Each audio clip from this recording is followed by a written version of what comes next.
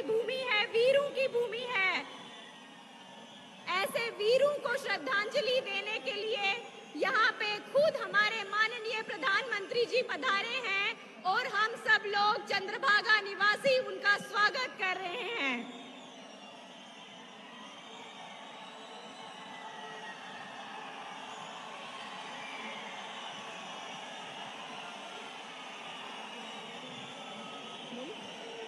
मैं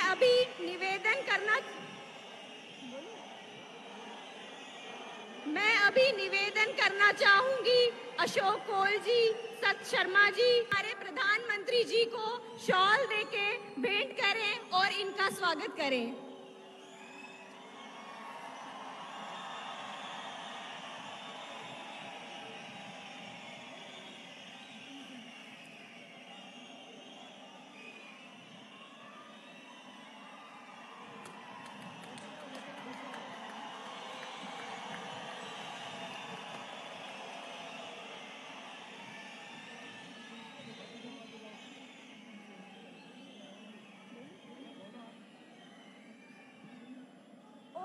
निवेदन करूंगी डॉक्टर जितेंद्र सिंह जी से, गजय सिंह जी से, दलीप परिहार जी से, राकेश ठाकुर जी से और मैं खुद प्रधानमंत्री जी को चुन्नी भेंट करके उनका स्वागत करना चाहूंगी।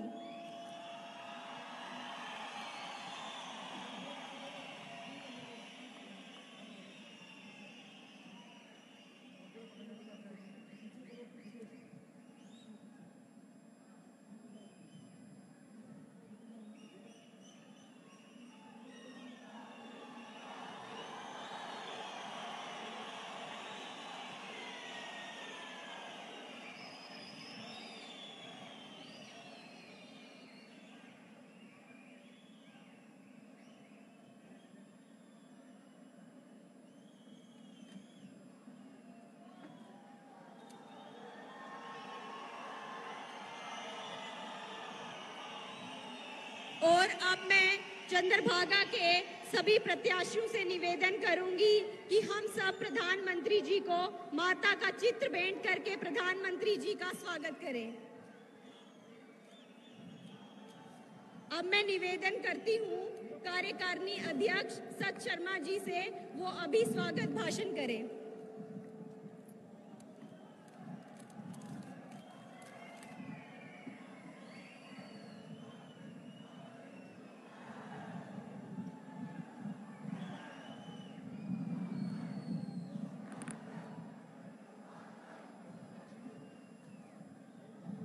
बोलो भारत माता की, भारत माता की। मंच पर आसीन देश के यशस्वी नेता एवं प्रधानमंत्री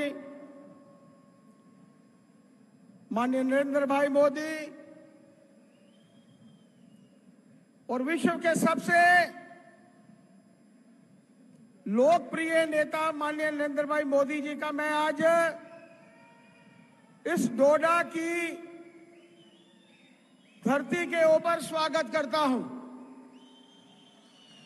ये डोडा की धरती, ये किश्तवाड़ की धरती, ये रामबन की धरती,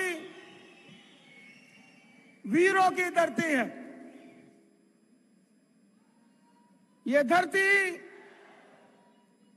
आस्था की धरती है और आज इस वीरों की धरती पर, आस्था की धरती पर विश्व के सबसे लोकप्रिय नेता माननीय नरेंद्र भाई मोदी जी का मैं अभिनंदन करता हूं, स्वागत करता हूं। माननीय प्रधानमंत्री जी के ध्यान में कुछ यहां के विषय जो हैं हमारे इससे पहले एमएलए ने कुछ ध्यान में लाए हैं, लेकिन जो 370 हटने के बाद, 35 से हटने के बाद जो इस प्रदेश भर में एक वातावरण बना है, कुछ नेता ऐसे भी थे जो कहते थे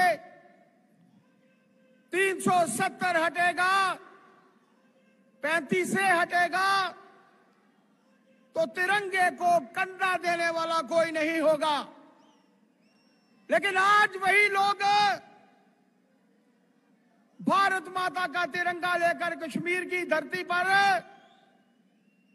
शाना बिशाना चल रहे हैं। इसके लिए मैं माननीय देश के प्रधानमंत्री जी का आभार प्रकट करना चाहता हूं। प्रधानमंत्री जी के आने के बाद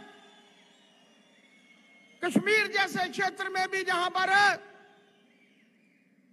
2 झंडे लेकर चलने की आदत थी, आज वो भी फख्र के साथ तिरंगा लेकर कश्मीर की धरती के ऊपर चल रहे हैं।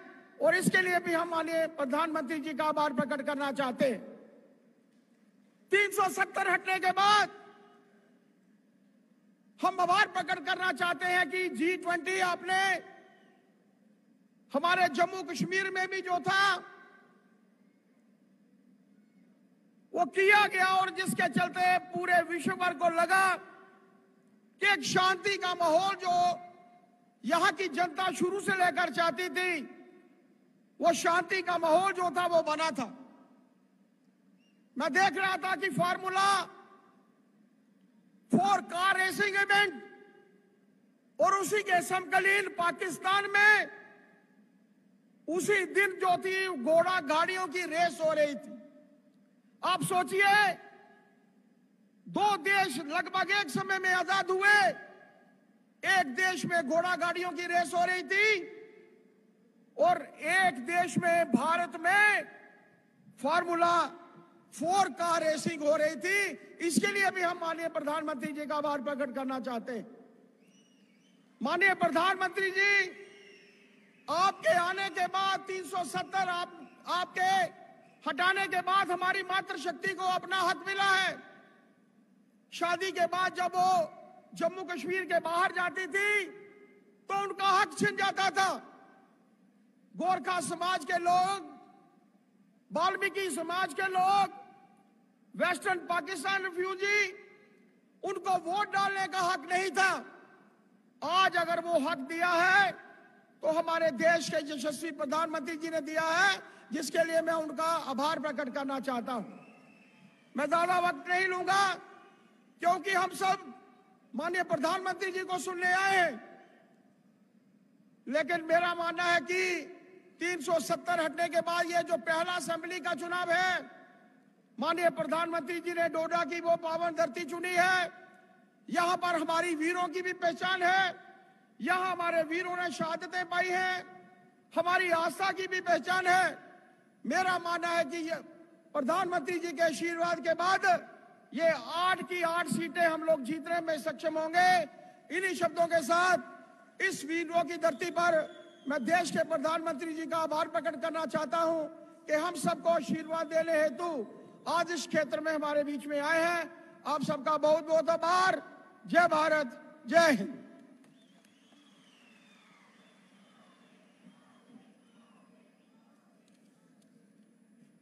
अब हम सबको जिनका इंतजार है, हमारे यशस्वी प्रधानमंत्री, हमारे तेजस्वी प्रधानमंत्री जी का, कि वो मंच पर आके चंद्रभागा के सभी लोगों का मार्गदर्शन करें।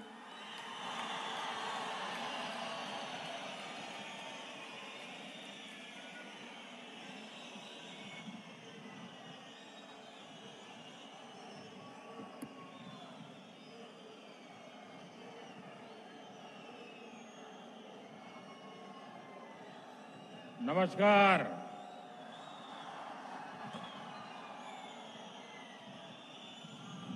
तू सब कैछत और क्यों हालचाल छो?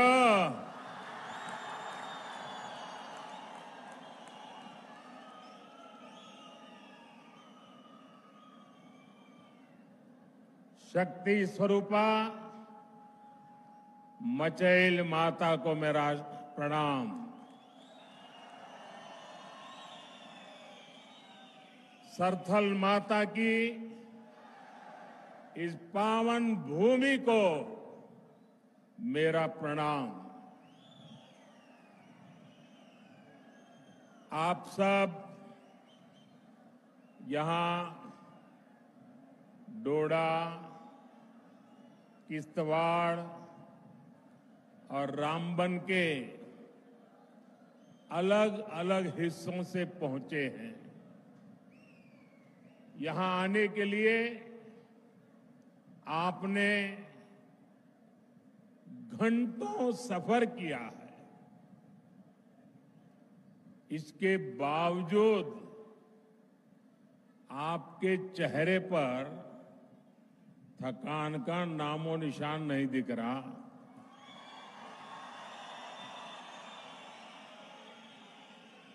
और चारों तरफ जोश ही जोश है।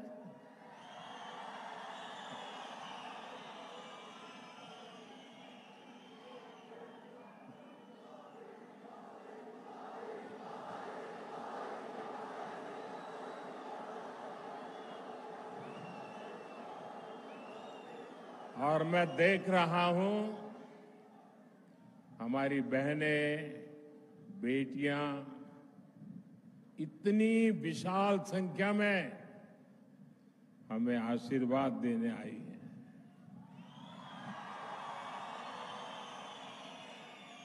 मैं आपका बहुत बहुत आभारी हूं। आपका ये प्यार, आपके आशीर्वाद मैं 2 गुनी 3 गुनी आपके लिए, देश के लिए मेहनत करके चुकाऊंगा।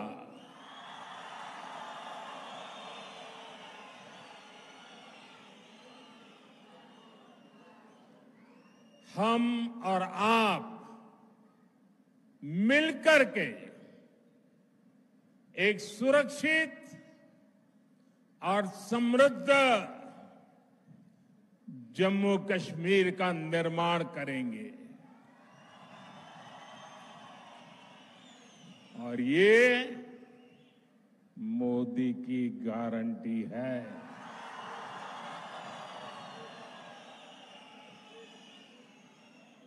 साथियों, इस बार जम्मू कश्मीर का चुनाव जम्मू कश्मीर का भाग्य तय करने वाला है। आजादी के बाद से ही हमारा प्यारा जम्मू कश्मीर विदेशी ताकतों के निशाने पर आ गया। इसके बाद इस खूबसूरत राज्य को परिवारवाद ने खोखला करना शुरू कर दिया। यहां जिन राजनीतिक दलों पर आपने भरोसा किया, उन्होंने आपके बच्चों की चिंता नहीं की। उन राजनीतिक दलों ने सिर्फ और सिर्फ अपने बच्चों को आगे बढ़ाया। जम्मू कश्मीर के मेरे नौजवान आतंकवाद में पिसते रहे और परिवारवाद को आगे बढ़ाने वाली पार्टियां आपको गुमराह करके मौज काटती रही। इन लोगों ने जम्मू कश्मीर में नए नेतृत्व को कभी भी उभरने ही नहीं दिया। आप भी जानते हैं, यहां पंचायत के चुनाव 2000 के बाद नहीं हुए थे। यहां बीडीसी के चुनाव कभी भी नहीं हुए थे। डीडीसी के चुनाव भी कभी नहीं हुए थे। दशकों तक यहां परिवारवाद ने यहां के बच्चों को, यहां के होनहार नौजवानों को आगे नहीं आने दिया। और इसलिए ही 2014 में सरकार में आने के बाद मैंने जम्मू कश्मीर में नौजवानों की नई लीडरशिप को आगे लाने का प्रयास किया है।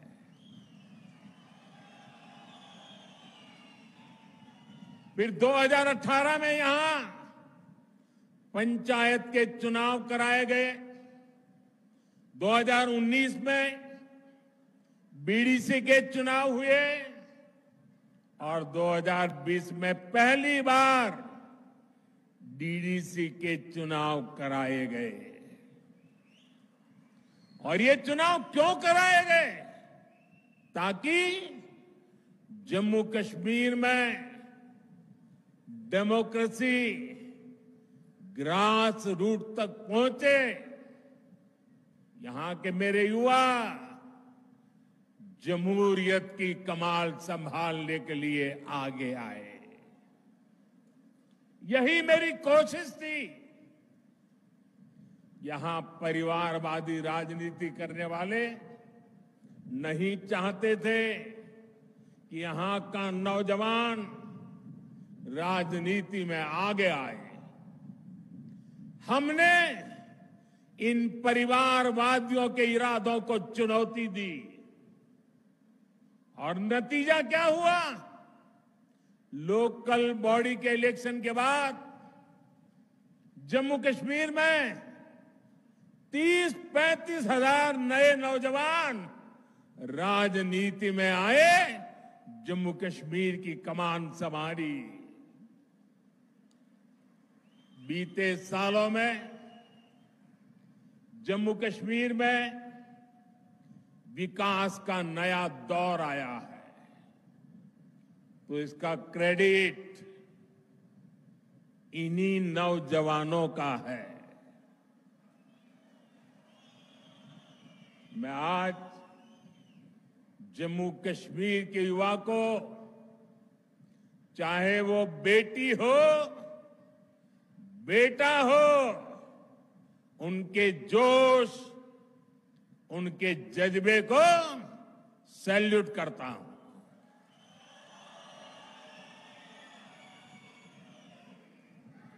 साथियों, जम्मू कश्मीर का इस बार का विधानसभा चुनाव 3 खानदानों और जम्मू कश्मीर के नौजवानों के बीच में है। एक तरफ 3 खानदान है और दूसरी तरफ सपने लेकर के निकल पड़े जम्मू कश्मीर के मेरे नौजवान बेटे बेटियां हैं। ये 3 खानदान, एक खानदान कांग्रेस का है, एक खानदान नेशनल कॉन्फ्रेंस का है, एक खानदान पीडीपी का है।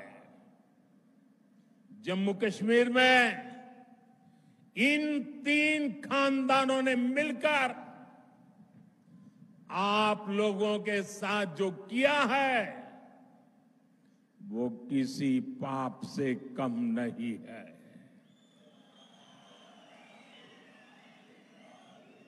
ये तीनों खानदान जम्मू कश्मीर को दशक तक बर्बादी देने के जिम्मेदार है। इन 3 खानदानों ने यहां करप्शन को बढ़ावा दिया। इन 3 खानदानों ने यहां जमीन कब्जा करने वाले गिरोहों को बढ़ावा दिया। छोटी छोटी सुविधाओं के लिए आप लोगों को तरसाया गया, तड़पाया गया। सरकारी नौकरियों में सिर्फ उन्हीं लोगों को भर्ती किया गया जो इन 3 खानदानों के खास थे।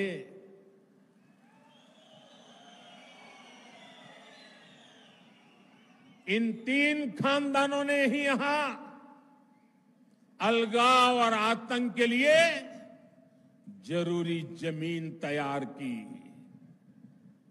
और इसका फायदा किसने उठाया? देश के दुश्मनों ने। ये लोग आतंकवाद को इसलिए पाल पोस रहे थे ताकि इनकी अरबों खरबों की दुकान चलती रहे। इनके गुनाहों की वजह से हमारे हजारों बच्चों की यहां जान चली गई। ये चंद्रभागा घाटी ये सालों साल चले आतंक के खून खराबे के उस दौर की गवाह रही है। आप याद करिए वो समय जब दिन ढलते ही यहां अघोषित कर्फ्यू लग जाता था, सारी दुकानदारी ठप, सारा कामकाज ठप।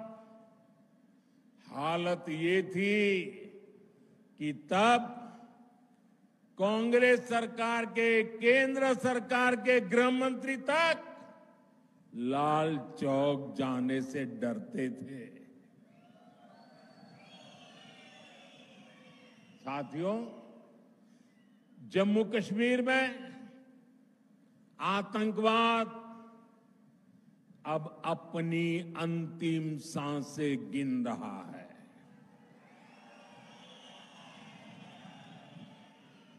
पिछले 10 साल में जम्मू कश्मीर में जो बदलाव आया है वो किसी सपने से कम नहीं है। जो पत्थर पहले पुलिस और फौज पर फेंकने के लिए उठते थे, उन पत्थरों से नया जम्मू कश्मीर बन रहा है। और ये सब कुछ किसने किया है?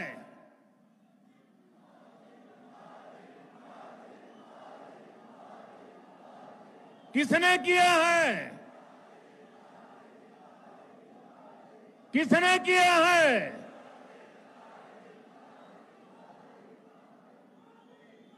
ये मोदी ने नहीं किया।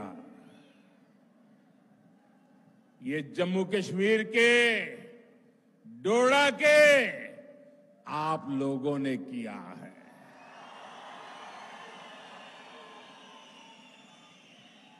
आपके इसी विश्वास को आगे बढ़ाते हुए जम्मू कश्मीर भाजपा ने आपके लिए एक से बढ़कर एक संकल्प लिए हैं। साथियों, आज ही हमने टीकालाल टपलू जी को याद किया है, उन्हें श्रद्धांजलि दी है। 3 दशक से ज्यादा हो गए इसी दिन हमारे टपलू जी को आतंकवादियों ने शहीद किया था। उनकी हत्या के बाद कश्मीरी पंडितों के साथ अत्याचार का एक अंतहीन सिलसिला चला। ये भाजपा है जिसने कश्मीरी पंडितों की आवाज उठाई, उनके हित में काम किया। मैं जम्मू कश्मीर भाजपा को बधाई दूंगा। उन्होंने कश्मीरी हिंदुओं की वापसी और पुनर्वास के लिए टीकालाल टपलू स्कीम बनाने का ऐलान किया है। इससे कश्मीरी हिंदुओं को उनका हक दिलाने में तेजी आएगी। भाजपा ने आतंकवाद के सभी पीड़ितों को न्याय दिलाने के लिए व्हाइट पेपर लाने का भी फैसला लिया है। और साथियों, भाजपा सिर्फ कहती है ऐसा नहीं है, करके दिखाती है।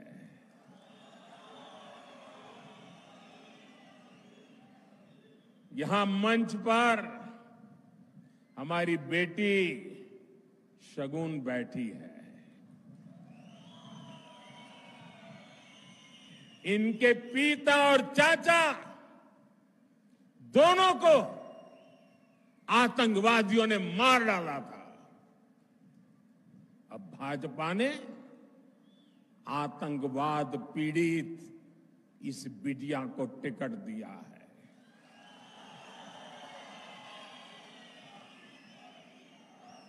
बेटी शगुन सिर्फ कैंडिडेट है ऐसा नहीं, ये आतंक को खत्म करने के भाजपा के मजबूत इरादों की जीती जागती तस्वीर है।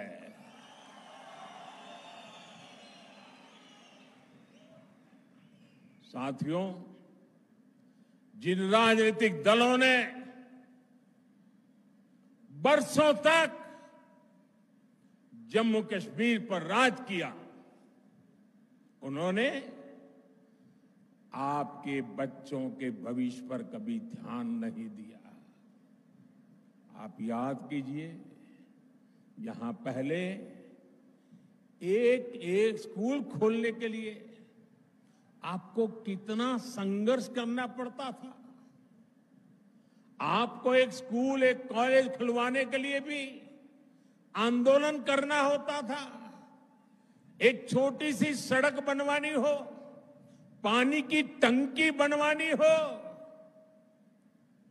आपको आंदोलन किए बिना, पुलिस की लाठी खाए बिना कोई सुनने को तैयार नहीं था। कई कई साल लग जाते थे, लेकिन कुछ नहीं होता था। मेडिकल कॉलेज, इंजीनियरिंग कॉलेज, ये सब खुलना तो यहां किसी बड़े सपने से कम नहीं था। आज जब आप यहां से घर जाइएगा तो इत्मीनान से जरूर सोचिएगा कि क्यों आपके बच्चों को इन सब से महरूम रखा गया। जिन्हें आप अपना समझते रहे, उन्होंने आपको कभी अपना माना ही नहीं है। आप तो उनके लिए सत्ता तक पहुंचने की सीढ़ी मात्र थे। साथियों, ये मोदी है जो आपके बच्चों की चिंता करता है, आपके भविष्य की चिंता करता है। मैं चाहता हूं कि जम्मू कश्मीर के हर बच्चे को अच्छी पढ़ाई मिले। मैं चाहता हूं यहां का हर बच्चा खूब आगे बढ़े। इसलिए बीते 4-5 साल में ही भाजपा सरकार ने यहां अनेकों नए स्कूल खोले हैं, बहुत सारे कॉलेज बनवाए हैं। आप भी देखिए, डोडा के मेडिकल कॉलेज की डिमांड कब से थी, वो अब जाकर के पूरी हुई है। एक समय था जब यहां के नौजवान अच्छी पढ़ाई के लिए देश के दूसरे राज्य में जाने के लिए मजबूर थे। आज मेडिकल कॉलेज हो, एम्स हो, आईआईटी हो, जम्मू कश्मीर में सीटें कई गुना बढ़ाई गई है। अब जम्मू कश्मीर, हमारे भाजपा जम्मू कश्मीर इकाई ने पंडित प्रेमनाथ डोगरा रोजगार योजना का ऐलान किया है। इसके तहत यहां रोजगार के लाखों नए अवसर बनेंगे। राज्य में भाजपा सरकार बनी तो यहां कॉलेज जाने वाले युवाओं को ट्रैवलिंग अलाउंस भी दिया जाएगा। साथियों, भाजपा एक ऐसा जम्मू कश्मीर बनाने जा रही है जो जम्मू कश्मीर टेरर फ्री होगा और टूरिस्ट के लिए स्वर्ग होगा। मुझे पुराने दिन याद आते हैं। यहां के लोग, खास तौर पर भद्रवाह के साथी, मेरी काफी उनसे मुलाकातें होती रहती थी, तो वो बड़े गर्व से कहते थे किसी समय कि मोदी जी, यहां फलाना फिल्म की शूटिंग होती थी, मोदी जी वहां फलाना फिल्म की शूटिंग सीन शूट हुआ था। लेकिन आतंकवाद बढ़ने के बाद यहां फिल्म वालों का आना बंद हो गया। पिछले 10 वर्षों की मेहनत के बाद अब ये हालत भी बदलते नजर आ रहे हैं। यहां देश ही नहीं, दुनिया भर से फिल्म वाले शूटिंग करने आए। हम ऐसी व्यवस्था बना रहे हैं। इसके लिए नई फिल्म पॉलिसी भी बनाई गई है। मेरा जम्मू कश्मीर अब फिर फिल्मों में छाएगा, दुनिया में छाएगा। मुझे खुशी है कि अब यहां होटल, रेस्तरां, ढाबे सभी गुलजार रहने लगे हैं। लाखों लाख टूरिस्ट हर साल आ रहे हैं। मुझे लोग बताते हैं कि यहां भद्रवाह में बड़े बड़े होटल बनने लगे हैं। मेरे भाई और बहनों, यहां टूरिज्म का और विस्तार हो, आप लोगों के लिए आना जाना भी और आसान हो, इसके लिए केंद्र की भाजपा सरकार यहां कनेक्टिविटी को भी मजबूत कर रही है। चेनानी नासरी टनल हो, बनिहाल काजीगुंड टनल हो, नए पुल, नए फ्लाईओवर इस क्षेत्र की पहचान बन रहे हैं। आप याद करिए, पहले जम्मू से रामबन और बनिहाल जाने में 6-6, 8-8 घंटे लग जाते थे। अब लोग बताते हैं कि जम्मू से बनिहाल 3 घंटे में और जम्मू से श्रीनगर 5-6 घंटे में पहुंच जाते हैं। हम जम्मू कश्मीर के अनछुए हिस्सों को भी रेल से जोड़ रहे हैं। जिला रामबन, डोडा, किश्तवाड़ और कश्मीर घाटी के लोग भी सीधे दिल्ली तक रेल से पहुंच सके। हम आपका ये सपना पूरा करके रहेंगे। बहुत जल्द ही दिल्ली से रामबन होते हुए ट्रेन श्रीनगर तक जाने वाली है। रेलवे लाइन का काम पूरा हो गया है, स्टेशन बनकर तैयार है और ट्रायल भी शुरू हो गया है। बहुत जल्द ही ये हिस्सा भी रेलवे द्वारा पूरे देश से जुड़ जाएगा। साथियों, यहां गरीब से गरीब परिवार को बेहतर शिक्षा मिले, बेहतर इलाज मिले, ये हमारा संकल्प है। जम्मू कश्मीर देश का वो राज्य है जहां हर परिवार को 5 लाख रुपए तक का मुफ्त इलाज मिलता है। अब जम्मू कश्मीर भाजपा ने हर गरीब परिवार को 7 लाख रुपए तक मुफ्त इलाज देने का ऐलान किया है। साथियों, महिलाओं के जीवन से परेशानी कम से कम हो, ये भी भाजपा की प्राथमिकता है।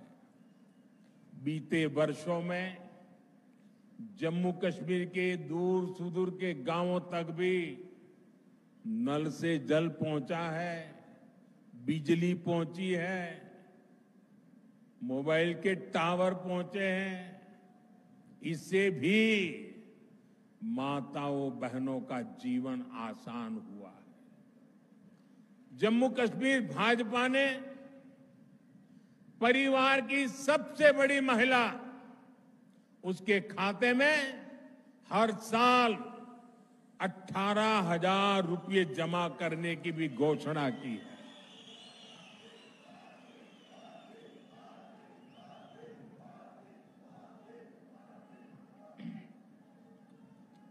ये पैसा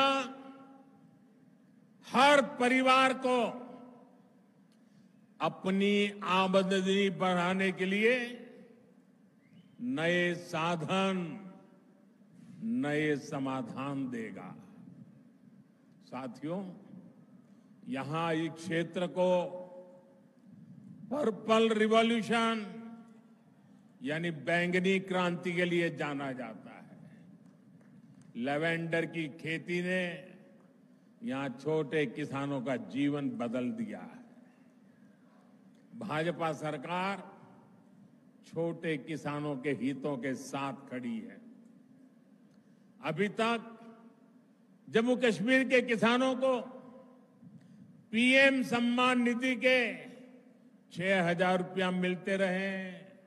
अब यहां भाजपा की टीम ने इसको 10,000 रुपये करने का ऐलान किया है।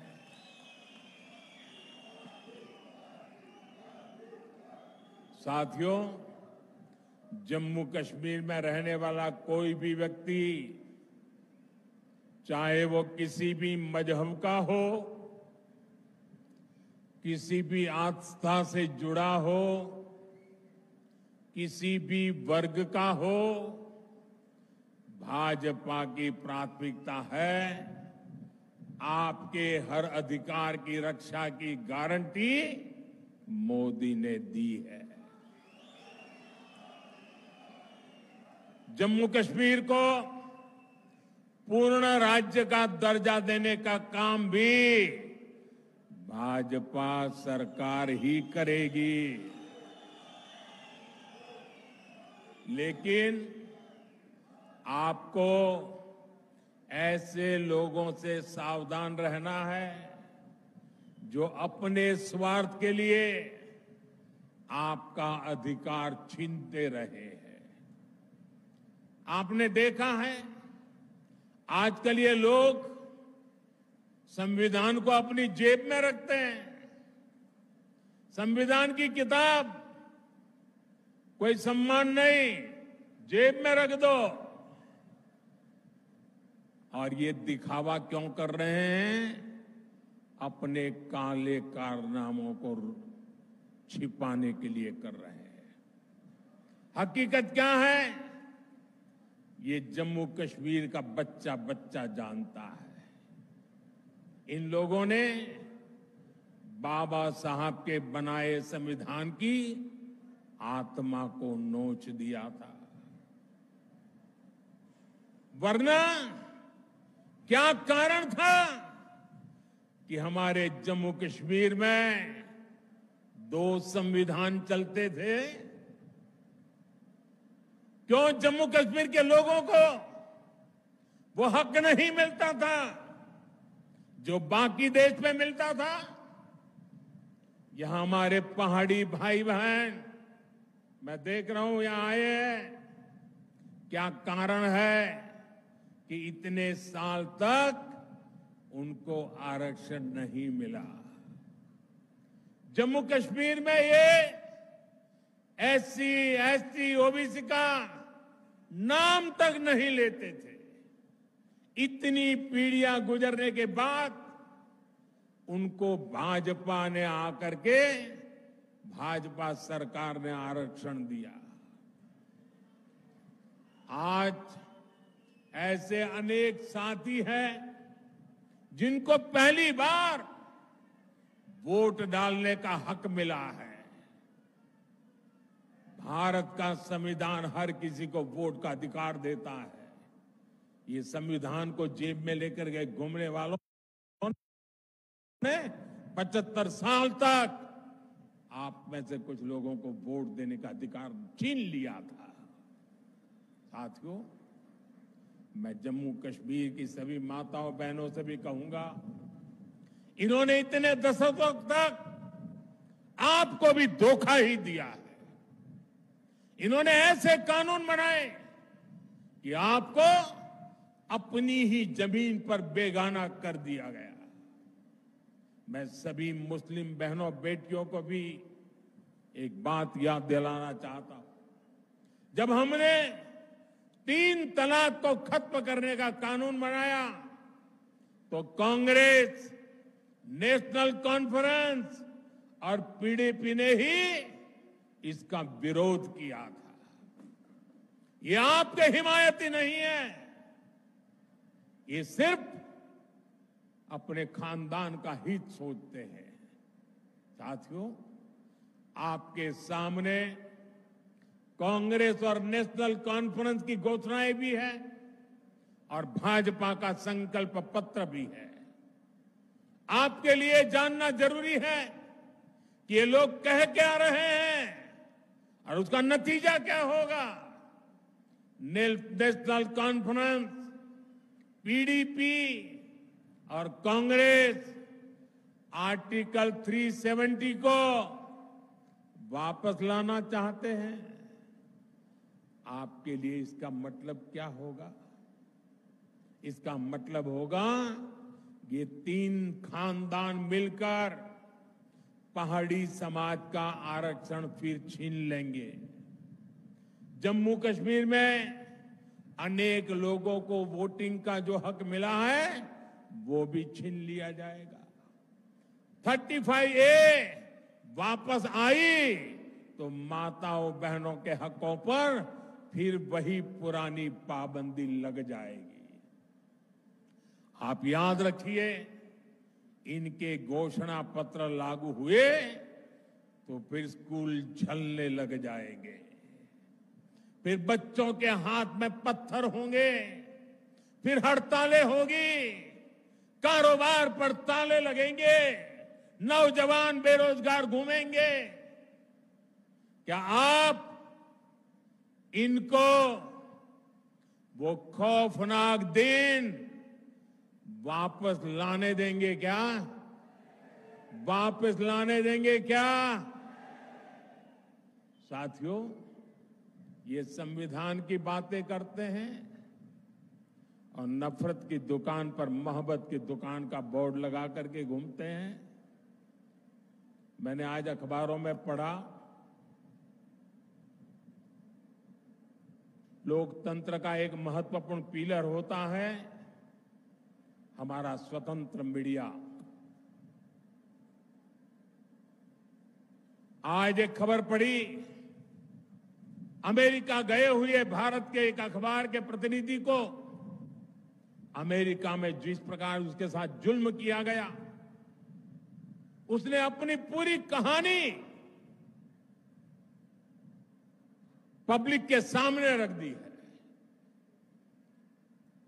अमेरिका की धरती पर हिंदुस्तान के एक बेटे को, वो भी एक पत्रकार को, और वो भी भारतीय संविधान की रक्षा के लिए काम करने वाले पत्रकार को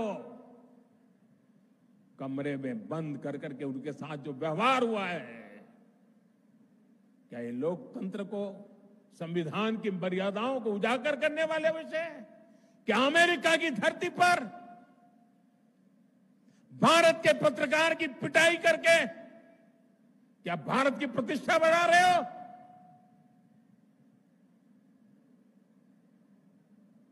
आपके मुंह में संविधान शब्द शोभा नहीं देता है। भाइयों बहनों, आपको कांग्रेस के झूठे वायदों से बहुत सावधान रहना है। कांग्रेस क्या करती है, कैसी सरकार चलाती है, इसका उदाहरण आप पड़ोस में देख रहे हैं। पड़ोस में हिमाचल में सरकार बनाने के लिए, वोट पाने के लिए इन्होंने ऐसे ऐसे वादे करके सरकार बना दी कि पूरे राज्य को बर्बाद कर दिया। आज वहां छोटा सा राज्य, हर कोई सड़क पर है। वहां रोड, पानी, बिजली, सब काम ठप पड़े हैं। कर्मचारियों को सैलरी नहीं मिल रही है। महंगाई चरम पर है। नौजवानों की भर्तियां बंद है। मैं आपसे कह रहा हूं कि कांग्रेस भारत की सबसे बेईमान और धोखेबाज पार्टी है और कांग्रेस का शाही खानदान भारत का सबसे भ्रष्ट परिवार है। आपको इनसे सावधान रहना है। ये ऐसे लोग हैं जो सरकारी तिजोरी के दम पर चुनाव जीतने के लिए बेईमानी के हथकंडे अपनाते हैं। ये लोग जनता को मुसीबत में डालते हैं। ये अपनी नीतियों के दम पर चुनाव में नहीं जाते। जब मैं देश को सतर्क कर रहा था, इनके खतरनाक इरादों से सावधान करा रहा था, तब ये सारे लोग मिलकर मेरा मखौल उड़ाते थे, मुझे गालियां देते थे। और आज पूरा देश देख रहा है कांग्रेस शासित राज्यों में इतने कम समय में कितनी बड़ी बड़ी मुसीबतें खड़ी हो गई है।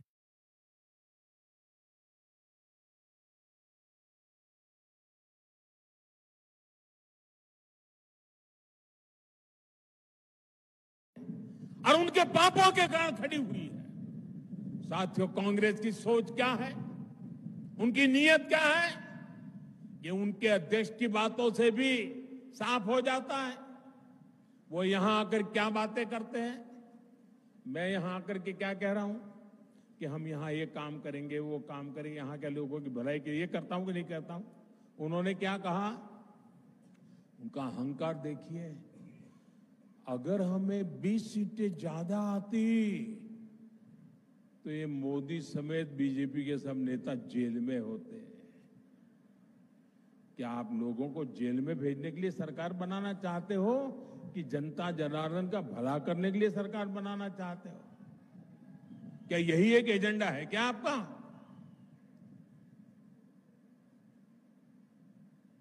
दो 2014, 2019, 2024 60 साल के बाद 3 बार देश की जनता ने हमें सेवा करने का मौका दिया, लेकिन हम सरकार लोगों को जेल में डालने के लिए नहीं चलाते हैं। हम सरकार देश में भ्रष्टाचार को नष्ट करने के लिए चलाते हैं। हम सरकार देश के सामान्य मानवी की भलाई के लिए चलाते हैं। साथियों, जब कोई पॉजिटिव सोच ही ना हो तो फिर उनके लिए जेल में बंद करने के सिवाय कोई एजेंडा नहीं होता है। वो जम्मू कश्मीर की भलाई के लिए 2 बात बता के जाते हैं, लेकिन उन्होंने तो जेल भेजने की बातें करके गए हैं। साथियों,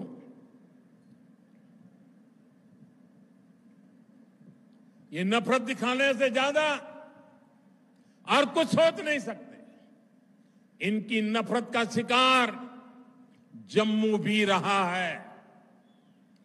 कांग्रेस और नेशनल कॉन्फ्रेंस ने हमेशा जम्मू के साथ भेदभाव किया है, डोडा के साथ भेदभाव किया है, पूरे क्षेत्र के साथ भेदभाव किया है। इन लोगों ने महाराजा हरि सिंह और दूसरे राजाओं को लेकर कैसी कैसी टिप्पणियां की है, वो भी आपने सुनी है।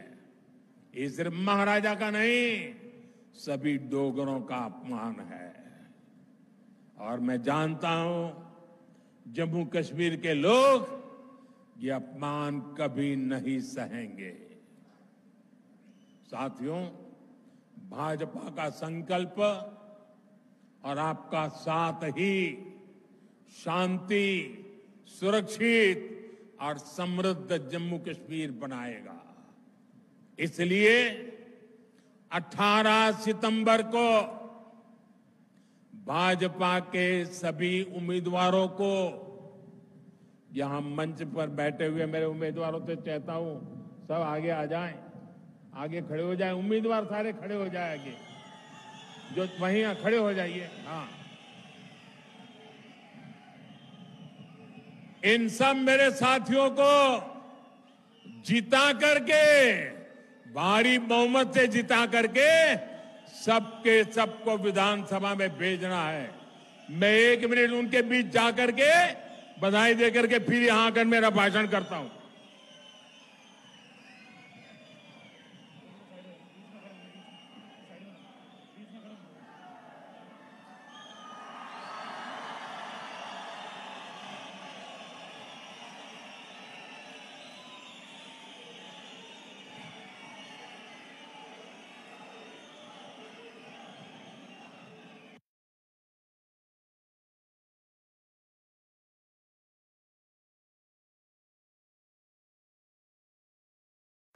लोकसभा चुनावों से भी और ज्यादा वोटिंग करेंगे, पुराने सारे रिकॉर्ड तोड़ देंगे।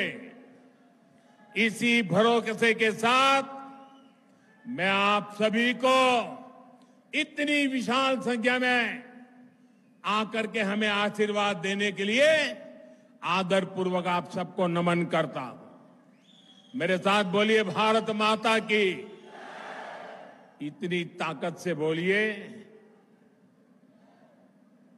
कि नफरत की दुकान के सारे बोर्ड उखड़ करके रह जाए। भारत माता की, भारत माता की, भारत माता की। बहुत बहुत धन्यवाद।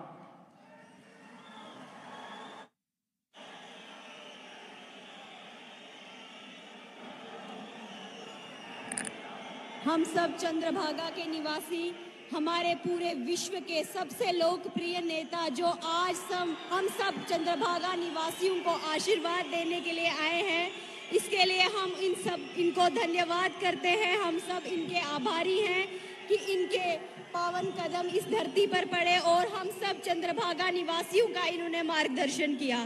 धन्यवाद। जय हिंद, जय भारत।